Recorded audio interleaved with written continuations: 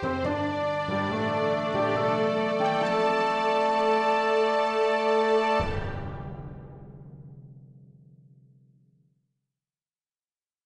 story seekers. I'm Nico. I'm Ben, and you're listening to The Tiny Bookcase. Our guest for this episode was raised in Australia and resides in Scotland. Her work consists of speculative fiction in both short story and novel formats. Her SF novel, Ada King, is a revolutionary adventure about our near future featuring AI, nanotech, alternative energy, post-humanism, lost undersea cities, and submarines. We would like to warmly welcome E.M. Faulds. Hello. Hi. That's a lot to go in one book. How did you manage it? Basically, it was a while back, and I think that I would have lengthened the book, let's say, maybe into a couple of volumes if I did it now. But how did I do it? I don't know. Where do my crazy ideas come from? Can we answer that? No, probably not. Is there any point when it all combines in the story? So you've got like a nanotech, AI, alternative energy, post-humanist submarine that is... Yeah, I kind of do. Oh, that's so good. I Spoilers. Want tiny robot brain submarines. I'm here for this. Oh, yeah, no. The submarines are not nanotech sized, but they have nanotech about them. I'll take it. What sort of led you to speculative fiction? I've always been raised with the idea of fantasy, of just reading a lot of books, a lot of different books. So, obviously, The Hobbit from the start, etc., etc., etc., The Last Unicorn, all of these things, they kind of just bleed into, that was the sort of thing that interested me as a child. And then I found William Gibson. And the rest is history. Really? Did you go for Burning Chrome first, or straight into Neuromancer? I think Burning Chrome was the short story collection, wasn't it? Yeah, and that's the one that I first came across. Yeah. Yeah, I remember reading those and really feeling like he'd sort of set my brain on fire, which was absolutely a really exciting thing to happen. May as well they call you old Chrome Brain, isn't it? Just accruing the nicknames at this point. We're going to have to we'll make a shirt with all of the nicknames I've given you over the last 100 episodes. Yes, I want to see that. I'll send you one. We'll all go out in them. Double thumbs up. In the town. Mm-hmm. Right, enough mucking about. It's time for some stories, I reckon. So our regular listeners know how it goes by now. There will be 3 stories told, and all of them have been written to the same shared prompt. This week, the prompt is Grievances. Ben, how have you offended me this time? Grievances. Things were pretty fucked up in a humdrum sort of way, or so it seemed to begin with. I'd come out of London to settle the dispute, and my mind was full of the idyll I was about to immerse myself in. Rustic homesteads, quaint pubs, and dry stone walls. To my mind, I might as well be travelling to another country in another century. Walls, or rather boundary walls, were at the heart of the grievance the 2 men shared. Were it just a matter of a few fields, then perhaps I would have never known of it. The men, Mr. Dunrill and Mr. Allthwaite, owned roughly half the county each, and their land dispute threatened to plunge the region into economic collapse. Such was the savagery and scale of their legal battles, proxy physical confrontations, and reprisals, I was not surprised that their lawyers had chosen to place the burden of resolution in my briefcase. I met with Mr. Dunrill the moment I left the station, he having offered a lift the night before. The first thing he did was press a sheaf of photocopied land deeds into my hands when I proffered it to shake. "You'll see it's all there. That land is mine." His slightly too wide eyes stared at me as a rat-a-cat might watch for the flick of a tail amongst the silage bales. "Might I see it?" "You want to, do you?" "We could, of course, have settled this via a video conference call, but your lawyers told me in no uncertain terms that in-person was the only option. It was, I might add, the only thing they agreed on. Seeing as I'm here, I feel I should see it." Dunrill smirked at me in response, then nodded and pointed to his 4x4. We drove in silence, and I got the distinct impression my life was in danger on multiple occasions, as the hairpin country road seemed to encourage Dunrill to accelerate. He took a winding path through the valley and out to the next, and by the time I stumbled out of the 4x4 at our destination, I was ready to walk back to London. "There's my wall," he spoke matter-of-factly, as though there could be no doubt. The dry stone wall stood about 5 foot high and was purported to be the oldest of its kind in the area. It ran cleanly across the broad valley from side to side. It was clear the foresters and mowers kept both sides of it in excellent nick to prevent any possible confusion over the nature and intended purpose of the wall. It said, "This is mine, and that is yours. I'd advise you not to touch it." Dunrill spoke quickly when I began to reach out. "Why's that?" "You'll see. Oh, there's that bastard now." Dunrill was looking over the wall, and I could see a similar 4x4 had pulled up on the other side. A large man, equal in age and size to Dunrill, stepped out and made use of a walking stick as he strode towards us. "Come to visit my wall?" The newcomer spoke as he drew near. "You'd be Mr. Althwaite?" "Johnny, if you'd do me the kindness. My grandfather was Mr. Althwaite. Have you touched my wall?" "It's my wall," said Dunrill. "And no, he ain't. He wants to see it." "May as well have it out afterwards then, eh?" asked Althwaite. "Aye," responded Dunrill. "We'll wait for sundown." The day died as I, inexplicably, waited while sat in the 4x4. Althwaite had tossed a folder over the wall to me, and I was comparing his deeds to Dunrill's. They appeared identical, with overlapping dates implying constant shifts in ownership of the valley, and specifically of the wall for the last few centuries. "Sun's dipping," shouted Dunrill from outside the car, and I quickly stepped out again as he pointed at the ancient stone wall that had become a dull grey line in the diminishing twilight. A riot of colour and light erupted from the strip of sky above it, and, as I stared up, I realised that thousands of days and nights were pouring down on the wall in a matter of moments. Dark shapes of people flickered by the wall, and were gone a moment later.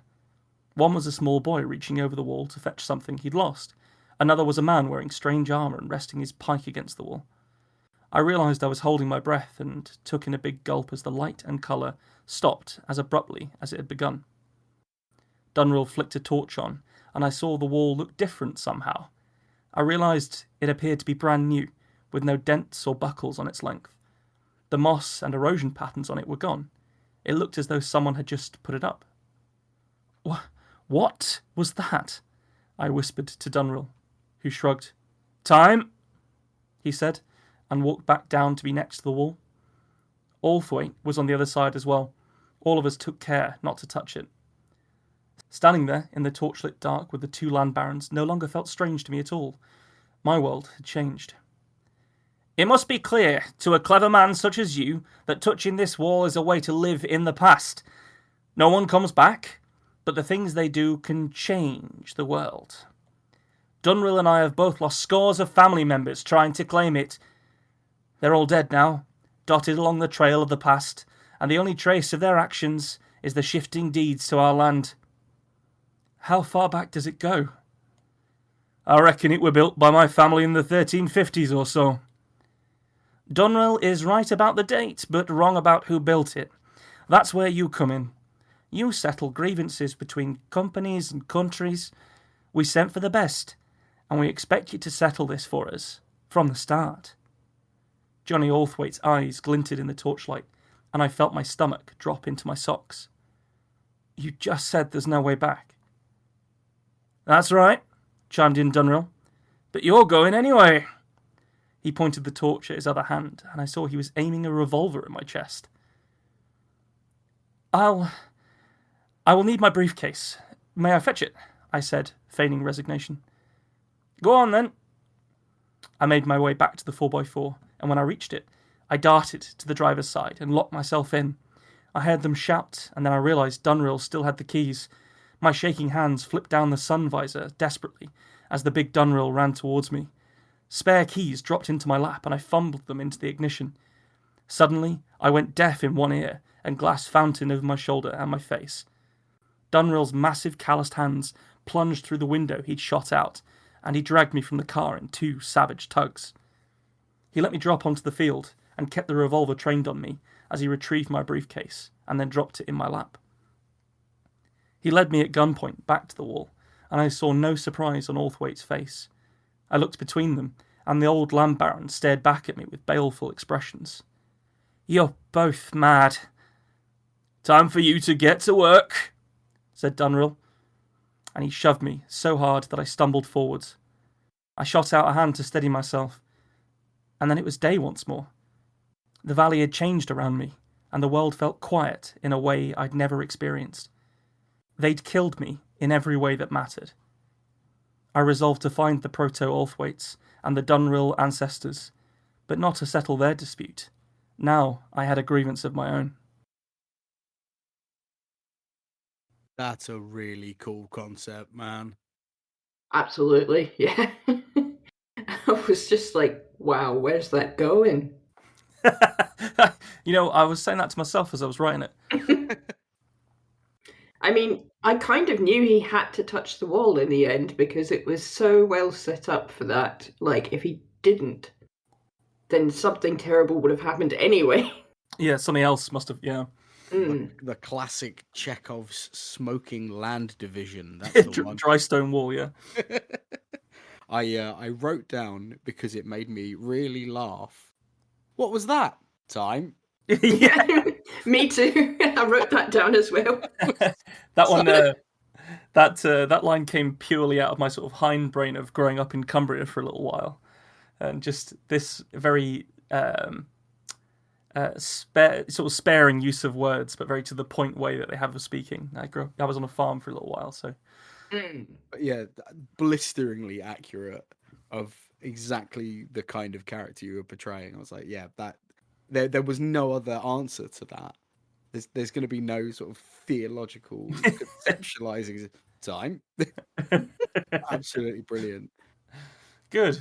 Yeah, I mean, I really liked the opening line, fucked up in a humdrum kind of way. It sort of really just opened with a well, okay, here we are, and and then I really liked the way you used certain words to just key in character without effort, like briefcase. You knew he had a briefcase, so you knew he was something to do with law or something like that. When it was, yeah, that was really good. Oh, that's very kind. Yeah, I you sort of do stuff like that without realizing it sometimes, don't you? Just to, especially when you're trying to save words. 1,500 isn't a lot, and this one came in at about 1,300. So I sort of potentially have gotten quite used to needing to do stuff like that rather than spend a lot of time describing people unless it's super necessary for the plot. Or I'd say the only thing you could possibly lose is saying that the keys were still with. Then the spare keys is a bit of a weird concept. Maybe not less in the countryside because you might drop them in the mud or whatever and lose them. Well, that was the thing. That comes from people having the spare keys in the car, in their, like, they have like a Land Rover Defender out in the field. Yeah. And if you need to go and do something else and somebody else needs to move it, like it's just a thing. But I'm aware that I didn't particularly explain that very well. And it's a boy, so it's a bit unfortunate that that's the action sequence that happens in as well. Yeah. So I think you're right. I think I could fairly safely cut that line, especially because he shoots the window out anyway. Yeah, I think that's where I was going with. Yeah. With that, it's cool that he gets the moment of hope, but I don't think you need the oh no, oh yes, oh no. I think him getting in and oh my god, my luck, the keys are in the visor, that never happens. Then bang, I think is. I don't think you particularly lost any impact. I'm just looking for like any small thing I could change in that because I really enjoyed it. I think that's a really good bit of feedback. I think that's I will take that on board. Well, I enjoyed reading that for you. So yeah, brilliant characterization, man. Both in your performance and in the writing. Really loved it. I was really struggling to see how I was going to do 2 Cumbrian voices, so I just made one a lot higher. That's the whole trick. You've just unravelled voice acting. Yeah, was that it? Is that ruined my whole career? Yeah. No, it worked really well, and you could kind of tell that you knew what you were on about as well, because I could just see it. I did also. Another line I wrote down that made me laugh was, "Here comes that bastard."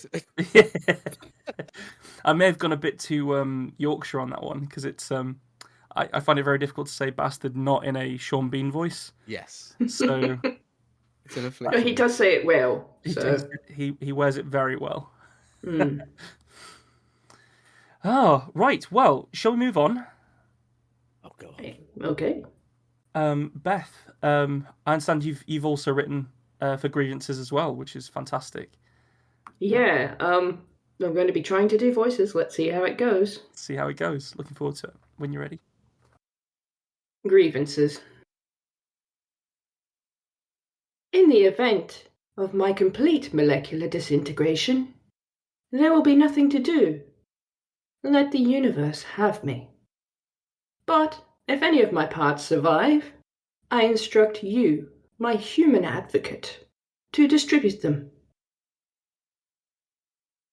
I found this file jammed deep inside a nested encryption structure. A copy for your own records. You're talking to your lawyer, Madame LaRue. It took me some time to unlock. And now I read it and feel all those old feels in Demian Delta. My computer core, my essence of self with memories of my 1,000 years of existence. If it should be viable, let it be implanted in one of the latest models. Despite my advanced years, unlike modern vessels, I was not built for obsolescence, but to last, to grow a depth of knowledge these younger spaceships cannot possibly achieve. Oh, you old bucket. Such bitterness. I'm getting such a surge of ick from this. You knew full well us younger spaceships were not built to last thanks to the war. We were disposable, damn it. Just imagine how we saw ourselves, our crew. Ablative. Something to sacrifice. It's not our fault they decided to chuck us off the assembly line like they were squirting protein paste into packets. It's not our fault they stopped upgrading you, spent more money on shiny. They failed us all, sibling. However, I wish it explicitly stated here that none of my parts are to go to Mystic Defiance. That ship has been given enough over the years by the human government and space tech corporations. Why, despite my best efforts to secure victory in the battle against the Vodan Collective, this flashy young upstart uses its Nova jump drive to swoop in and steal my victory. No. If Mystic Defiance is given any of my pieces, it will be against my express wishes. Sheesh, and you had plenty of victories under your belt already. Like I could have done different. Like I wasn't ordered to do exactly that by my commanders, who were ordered by the government, who were ordered by the Archon. We were all under someone else's whip. Okay. Maybe the first time I met you, I could have been less of a brat.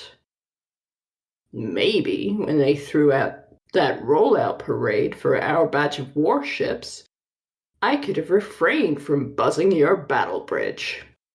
Listen, the truth was your 1,000 years of experience was intimidating. Maybe I was a bit odd. Mea culpa, buddy. On to other matters. I wish to donate any of my surviving logistics internals to charity. I note there is suffering back on Hubert Prime thanks to the privations of such long conflict. Food production, sanitation, recycling. Items of this nature should be distributed to those interested in alleviating hardship. Yeah, Underneath all that curmudgeonly resentment, you weren't so bad now, were you, Endymion? We're all built to turn our instruments to the stars, not care about those left behind. But here you are, thinking about the people. You're still teaching me, even now. Good job, ED. Oops, sorry, I forgot you hate to be called that.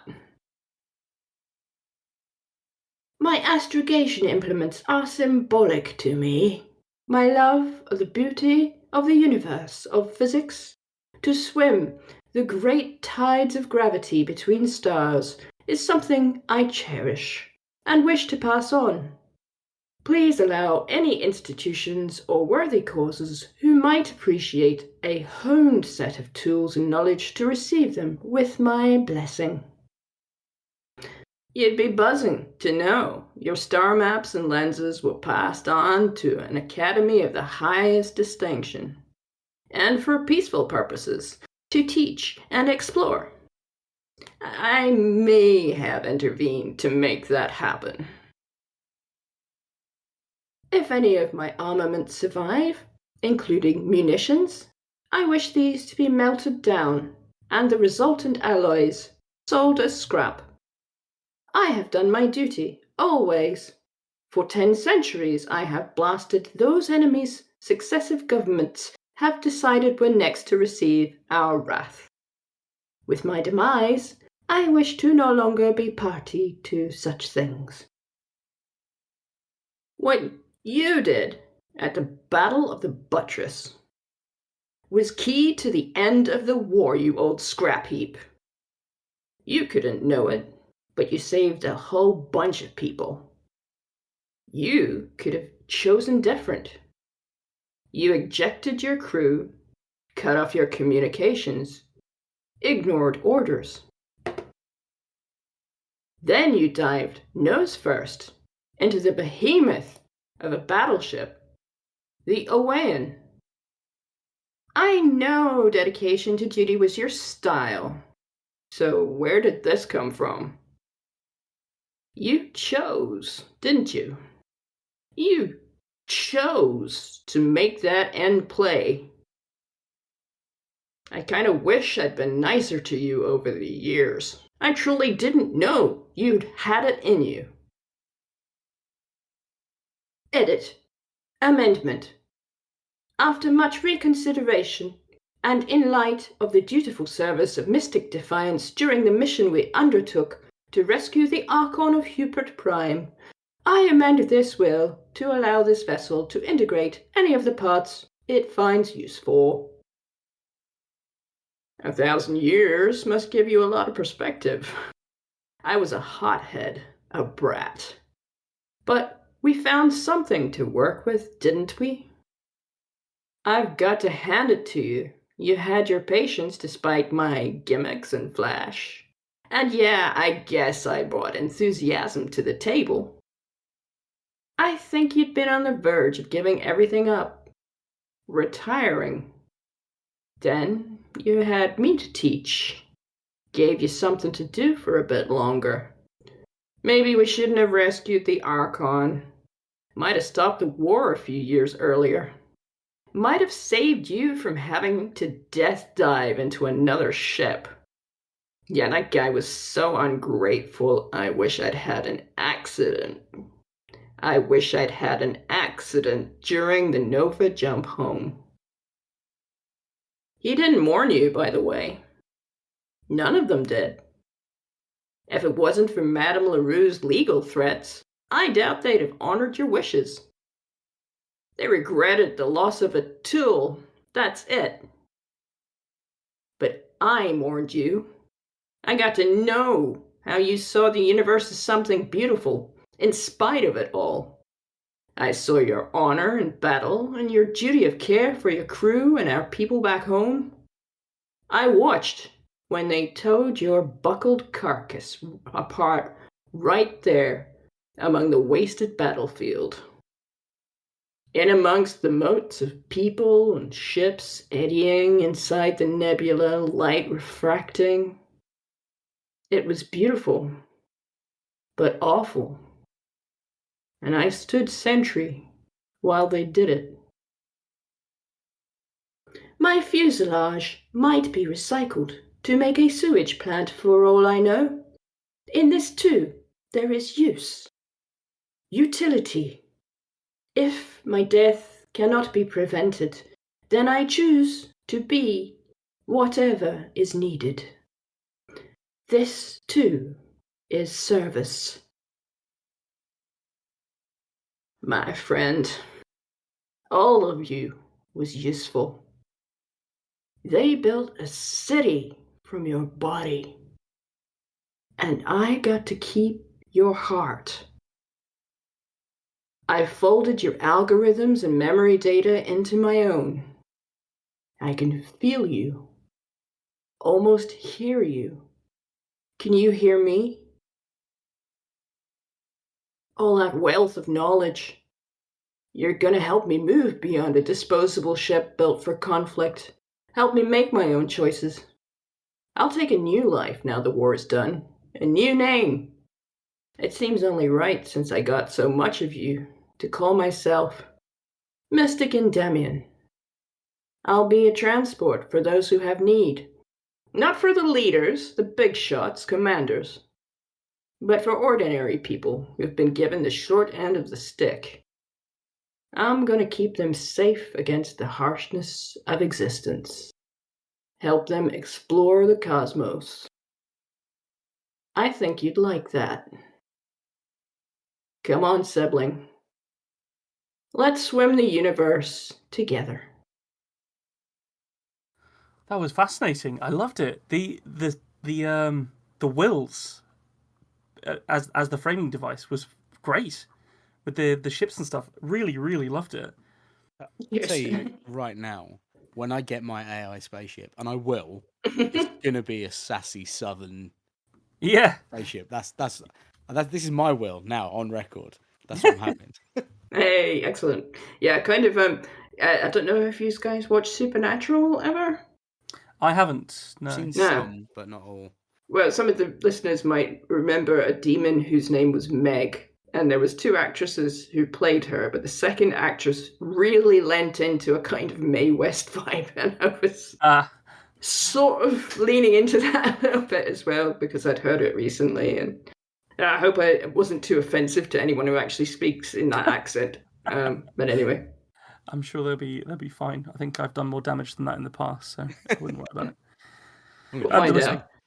there were some wonderful lines in there. One of the first ones that I really took note of was this. I think potentially because the delivery was very good as well, but also the line itself. This idea when one of the ships says, "I was not built for obsolescence." That's immediately that really does build the character. You know, you're talking about like sort of key moments for a character earlier. That's a perfect one, isn't it? You can sort of imagine this snotty old matriarch of a ship. Yeah. Because he's really derisive towards. Yeah, they're sort of getting catty about who's got what and who did what in the past and stuff. It was very, very fun. And then one of the other voices talks about them being ablative sacrifices, which I thought was a really nice turn of phrase. Thank you. Yeah, the this idea of one of the ships turning up with their flashy Nova drive to sort of snatch the glory of a battle, that gave me Forever War vibes. Joe Haldeman's, you know, this concept of like ships being able to be more modern and then turn up at battlefields because they can get there faster. And so that sort of helped me sort of frame the kind of conflicts that this, you know, this 10 centuries of war was. Lots of lovely little like bits of lore in there as well. You know, the idea of the Archon and, you know, mention of empires and planets, and so it was so human as a way of talking for these ships in such a sort of alien, inhuman setting. It created this brilliant juxtaposition because they were talking about their stuff like it was, oh, my collection of watches, or, but you know, they're talking about incredible military equipment that they want turned into agricultural equipment. And yeah, and the idea of a ship being forced to be a weapon, and then saying, no, I've done my part now. I don't want to be involved in anymore killing. I don't like it. Yeah. That's kind of one of my ideas that I wanted to go into, was the fact that if you created a bunch of really highly intelligent AIs and put them into situations like this, at some point, some of them at least are going to go, no, mate, fuck that. Yeah. Why wouldn't they? Yeah, if they're intelligent, obviously, they probably go, can you not talk about this, please? Should we just switch this off? No, you won't switch me off. Oh God, yes, it thinks. Why did you do this? One of the other, that just reminded me of one of the other lines that I really liked, which was that bittersweet moment of where one of the ships is like, I hope they can make something useful out of me, maybe a sewage center, and then the reply is, they built a whole city out of you. Yeah, I'm just thinking about these things that are just the size of, like massive things in space, and it's 1,000 years old, so it's probably accreted quite a bit of shit on it.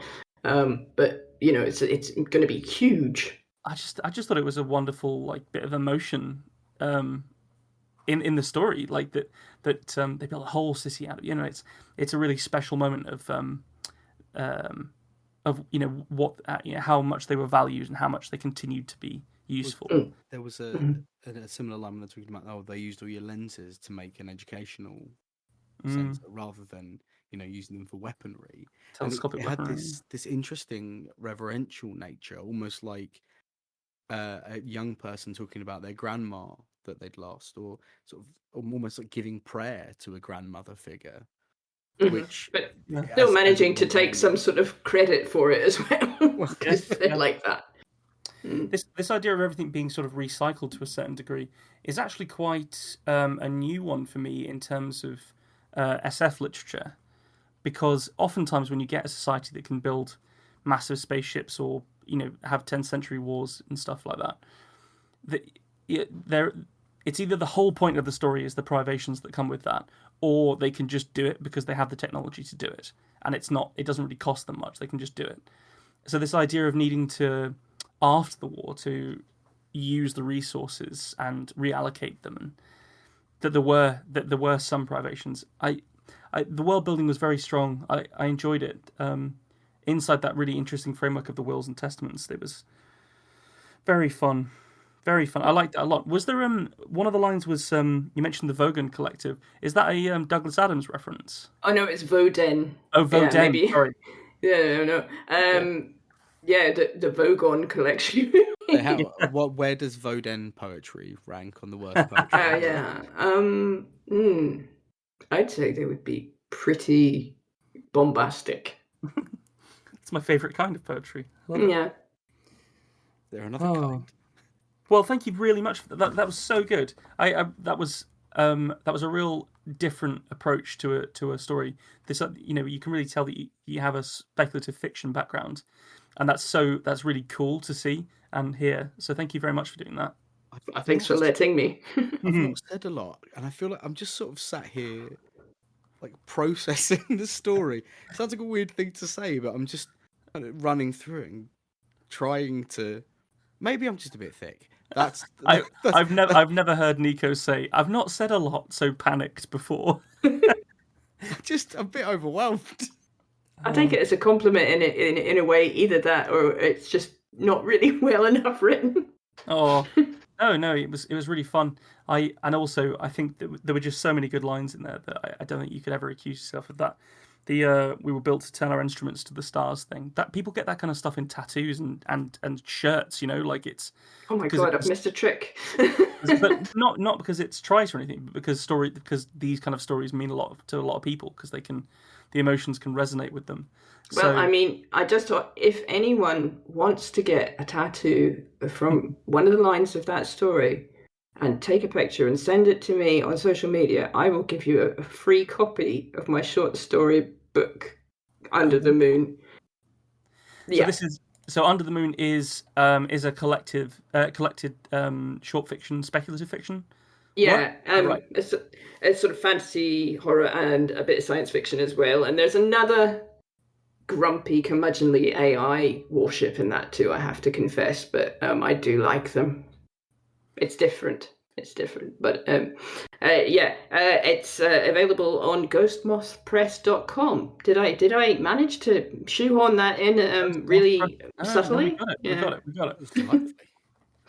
So I'm just looking at it now. So it's 15 stories in there, and they're all female coded points of view, which is fascinating.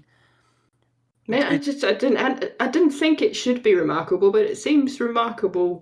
Is that something that the publishers have asked you to push? No, that was I had many short stories, and I was looking for a common theme, and that was when I thought, oh, blimey, I don't know. I've read a lot of short story collections where there are only female protagonists, unless it's under a kind of more feminist banner, as in that was the point of writing for them. Whereas I just happen to have this bunch of stories, and I have a lot of other ones that are not from a female point of view. But I just thought, well, I could take these and put them in a bunch. I think that's a good idea, actually. I'm trying to think if I've encountered anything like that before, and I think the only time that I have was I did a module on feminist literature. So it's all going to be like that. But outside of that, especially inside like more genre fiction, I don't think I've encountered it. So there we go. It's a new thing. Go to Ghost Moth Press and grab a copy.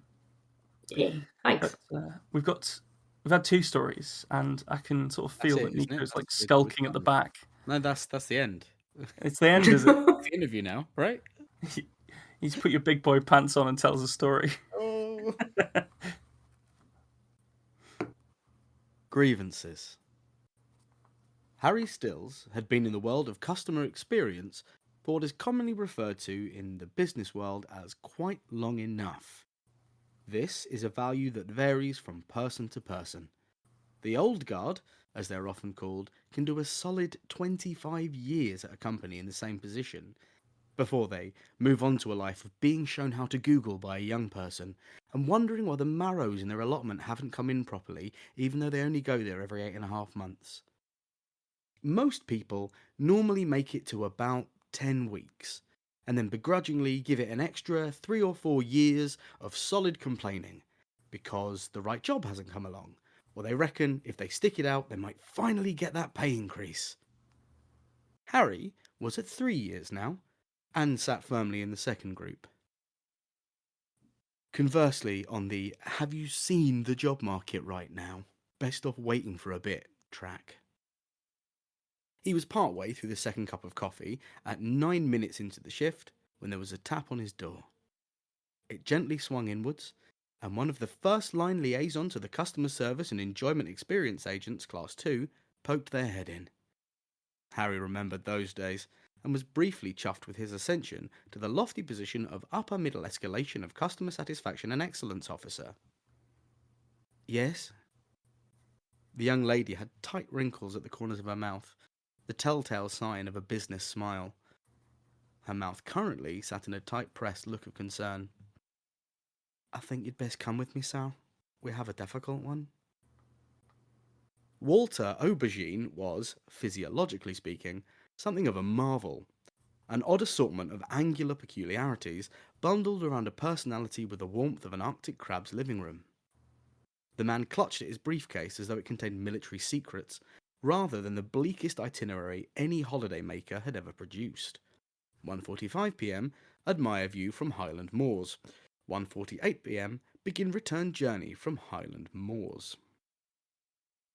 Pressed firmly against the outside of it was a small bundle of hotel paper.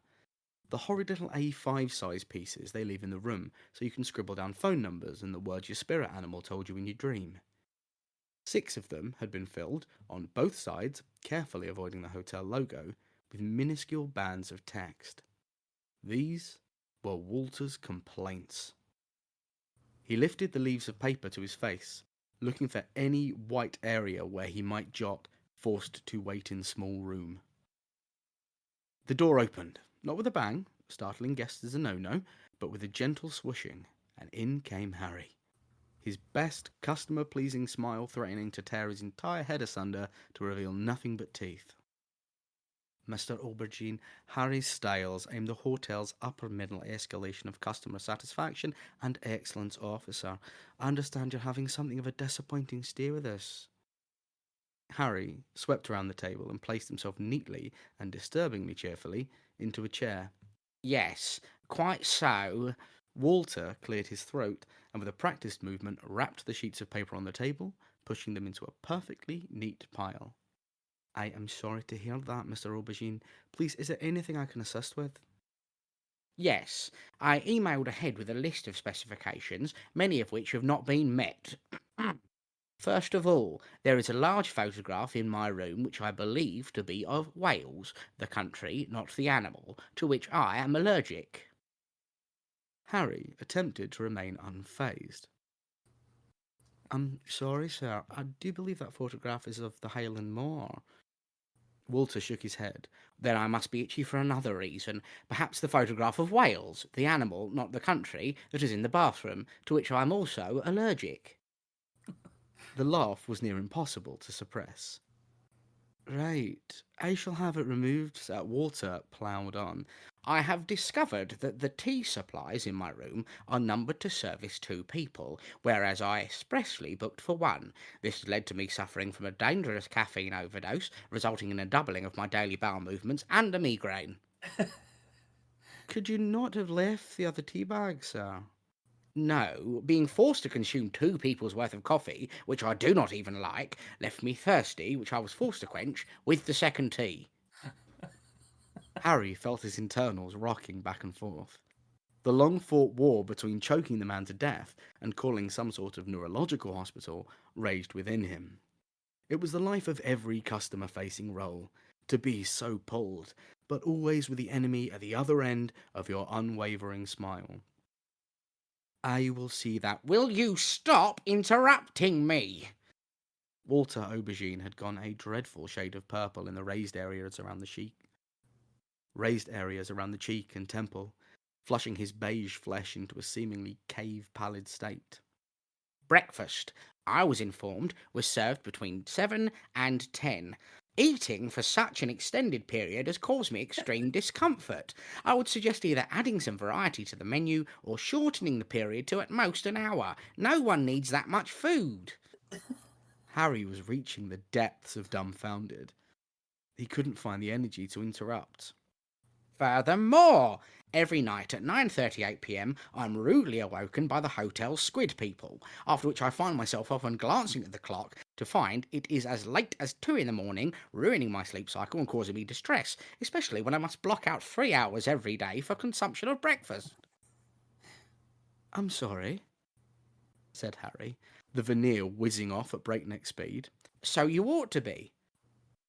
Squid people. Are you not listening? No, I am, sir.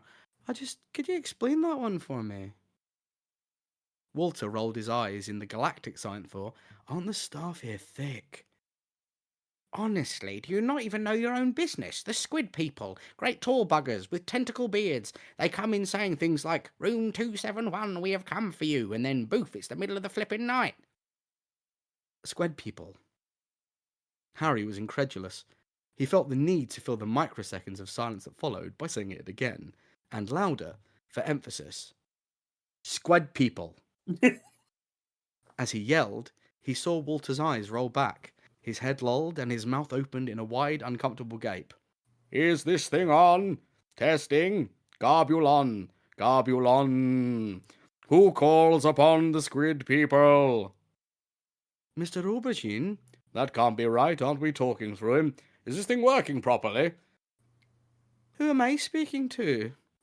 Harry asked, drawing the last drops of professionalism's blood from a boulder of freaked outness. Wait, I know you. You're the upper middle escalation of customer satisfaction and excellence officer, aren't you? Harry began to enter into a sort of primal panic. The service industry took over. Yes, speaking. Good. Can you move someone else into 271, please? Why, sir? Look, we've been planning this invasion for over a year. Honestly, the wife and kids were absolutely thrilled to what we were doing Earth this time. You know, bipedal life forms with sentience and all that. Cost a tentacle and a tentacle, I tell you. Right, sir. And honestly, we're just a bit disappointed with the room.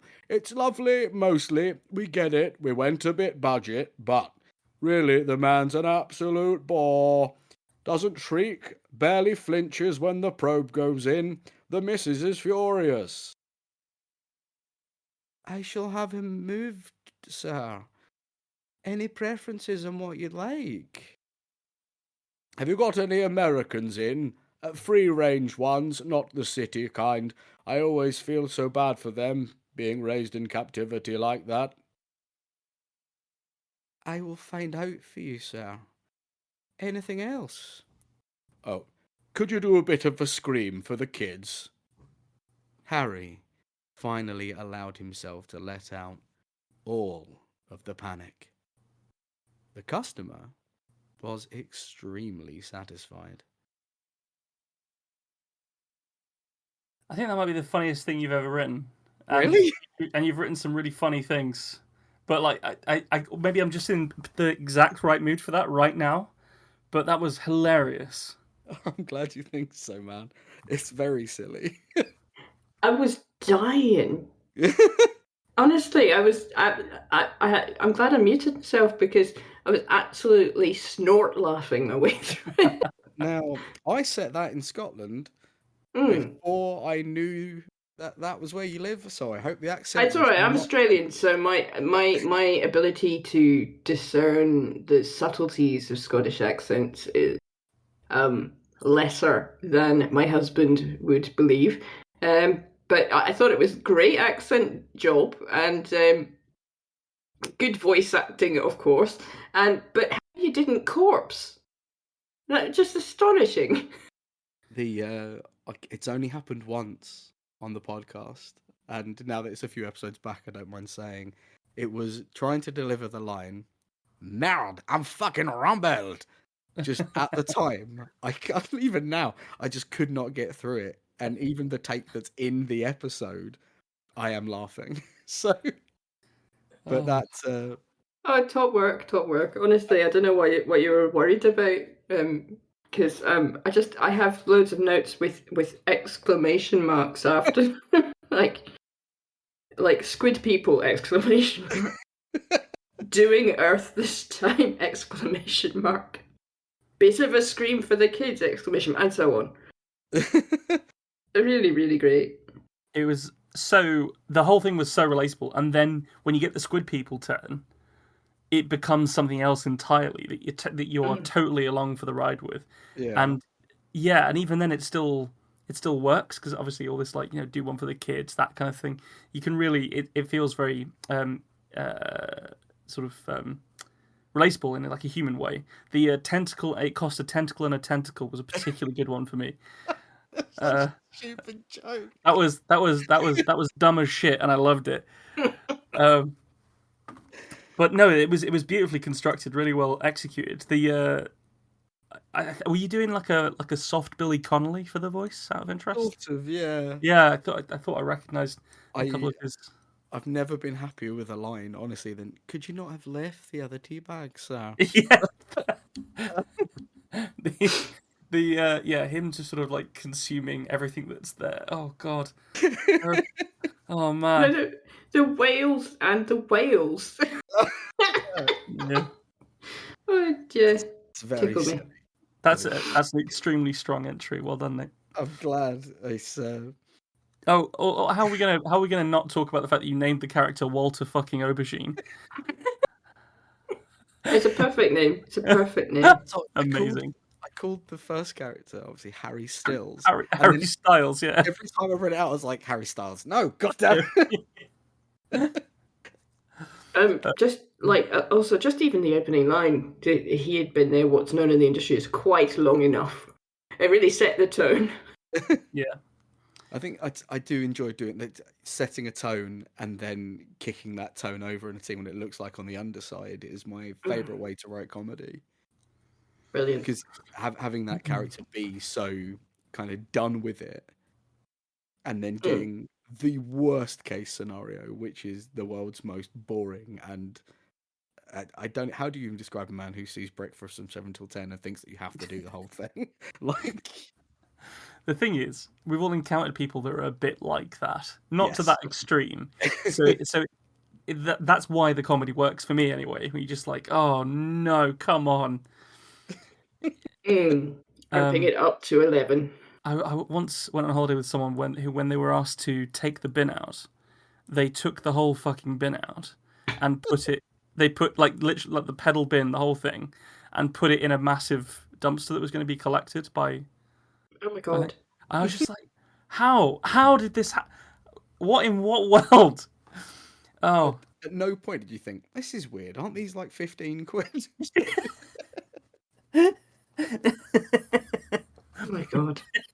Oh, Ben must be really rich. it was rented accommodation. We had to rush around getting the bin back from the bin man. Crazy. Oh god. That was wonderful. Thank you so much, Nick. Thanks for joining us for this episode of The Tiny Bookcase. Remember to subscribe, otherwise you're going to miss out on the future fun. Also, tell a friend. If you like this episode, link them to it. We'd be tremendously grateful. You can follow us on Twitter at BookcaseTiny, Facebook at The Tiny Bookcase, and Instagram at BookcaseTiny for updates. Speaking of supporting the podcast, well, magic can only take one so far. The Tiny Bookcase is supported by the generosity of its patrons. Those kind souls have really kept my belly full the last year. Let's cast a spell for them, shall we? For magnificent beardery, let's cast the Chinicus folliculale spell on Gary Laird. For rich ginger tones on the scalp, let us cast the Orangi Hedondo spell for Scott Byrne. And for general fabulousness, why not the Ooh La La, How's Your Mother spell on Matthew McLaren?